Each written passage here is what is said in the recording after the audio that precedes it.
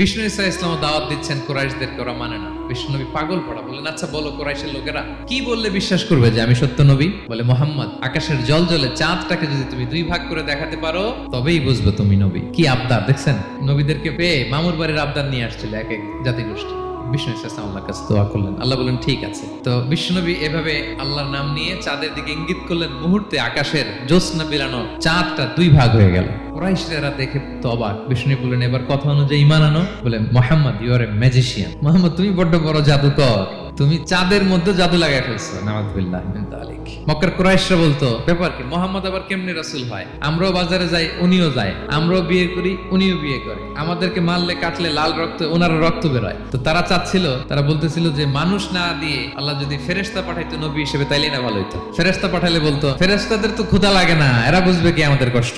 আল্লাহ বলেন সব নবীকে আমি মানুষ হিসেবে প্রেরণ করেছি।